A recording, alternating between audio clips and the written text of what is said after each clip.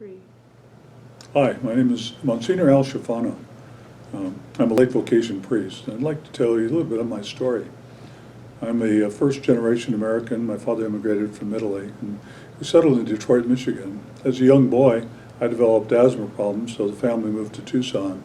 I'm nearly a native of Tucson. 1945, Catholic education, high school, then on to U of A, got my degree, and got a commission in the Army, where I spent 5 years as an administrative personnel officer. It's during that time that I met my beloved wife, Alice, who was a Navy nurse.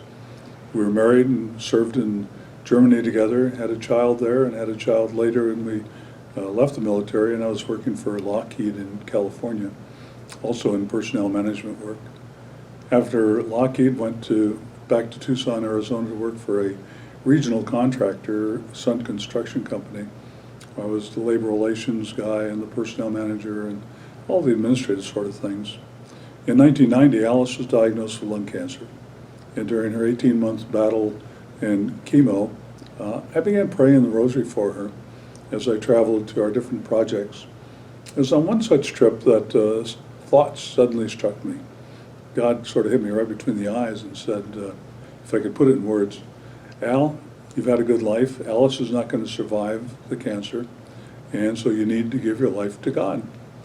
I had no idea what that meant at the time. It certainly got my attention, and I thought, well, perhaps I was being called to be a missionary. I had no idea about the priesthood. Later, I learned that widowers are becoming priests, and that began the pathway, the trip toward the priesthood and discernment. And in that pathway, I met a wonderful priest, Father Carscala, now deceased, who was my guide.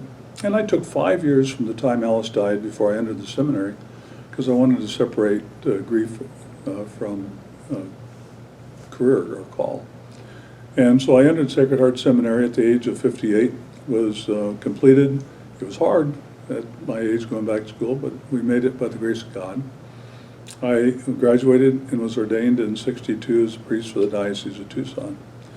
And my first 3 years were as an associate at St. Peter and Paul. I loved it. In fact, I thought I left the administrative, the executive world to be a parish priest. It turned out the bishop found out about my management background, so in short order I was brought downtown to help administer the diocese through some of the challenges that it had.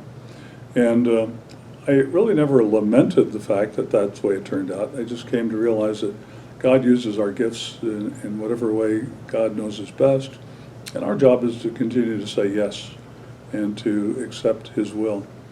In fact, I came to realize that the 35 years of experience I had were perfectly suited for the challenges the diocese had at that time, the negotiating skills, the administrative management skills, and all the like. Well, now I'm a retired priest. And now I'm a retired priest. Well, sort of. Nobody really fully retires, and you still do what you can. It's a pleasure to serve God. One of the great joys is, they talk about the priesthood is one of the caring professions. And there are other caring professions. There's hospitals and hospitality. They care for the temporal needs.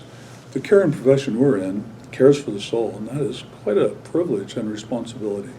And God always seems to give us the right words, the right energy in some difficult situations. And I'm just so honored. In fact, I'm terribly spoiled having had the opportunity to have a wonderful married life and a family and kids and now grandkids, and to be a priest. I wouldn't change any part of my life. I simply would say that I hope that God continues to give me the grace to say yes every day of this life until God calls me to eternal life. So it's been a great joy and a great privilege and a great love.